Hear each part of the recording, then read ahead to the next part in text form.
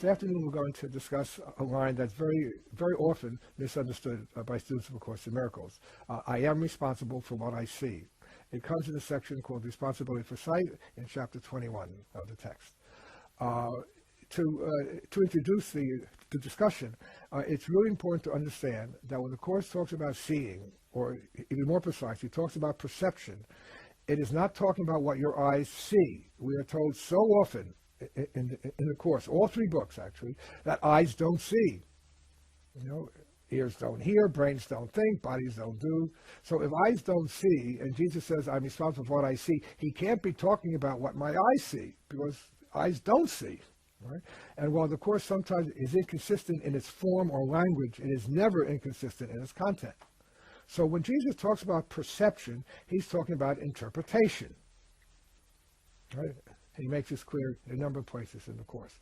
And that means that it's with whom I interpret what my eyes see, or what my eyes believe they see. Do I interpret what my sensory organs bring back to me, the sensory data they bring back? Do I interpret this with my ego or with the Holy Spirit? And that will determine how I perceive it. All right? If I choose the ego as my teacher, it means I'm choosing guilt as my identity. And the ego tells me this guilt is so horrific that we can't stay with it. It's intolerable, the pain of this, that we have to get rid of it and project it out. So I project out my guilt, and now I see it in you. And since I'm following my ego, guilt always leads to projection, which always leads to anger and accusations of injustice. So that's how I will see you.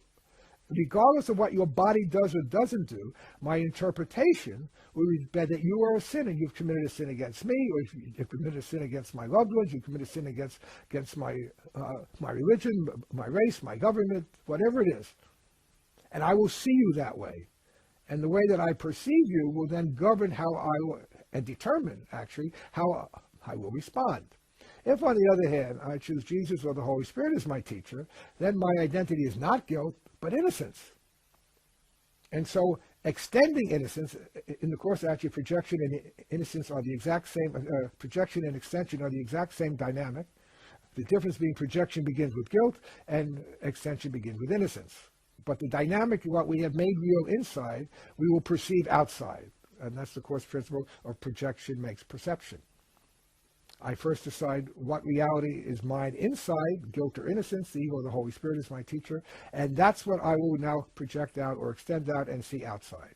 So if I see myself as innocent, I look within and I've chosen the teacher of innocence, that's what I will extend out, and I'll see everyone washed with innocence.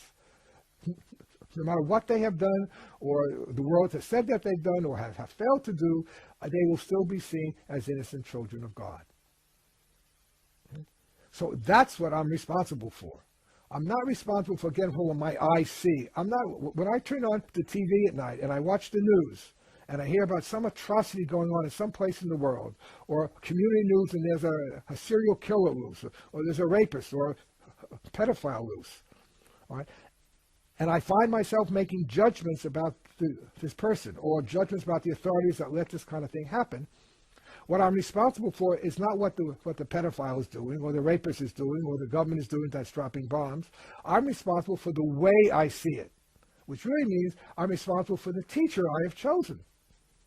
So it's really important to move away from the idea that when the Course talks about seeing, it's talking about what your eyes see. That'll be a gross distortion of the Course's message. And of course, what's underlying that is the need to make the body real. Right? And so if what I'm seeing is reality, and I'm now responsible, and so I'm the cause of all the brutality going on in the world because I'm seeing it, then I'm making the ego thought system real by dint of making the world real, and of course our individuality is preserved seemingly forever.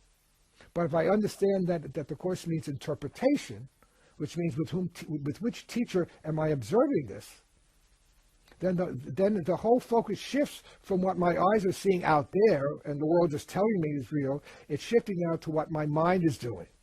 And of course, it's that shift that's really the sum and substance of A Course in Miracles. That we realize that we are not bodies living in a world. We are minds that are dreaming. And dreams are not reality. We're told that the miracle establishes that we dream a dream and its content is not true. So the whole purpose of this course is to have our attention be shifted from the world outside, the world of relationships, the world of at large in terms of world of pleasure and pain, life and death, war and peace. Shift our perspective from the world out there back to our minds, and it boils down to one simple choice, which is why Jesus over and over again tells us his course is very simple. Do I choose the ego as my teacher, or do I choose him as my teacher? And the decision I make will determine the world I will see, which will then, in fact, in turn, determine the world I will react to, with love, gentleness, and kindness, or with anger, judgment, and hate. So the choice is always ours. And the choice is ours. The choice we make will depend on whether we want to stay rooted in the dream or to awaken from the dream and return home.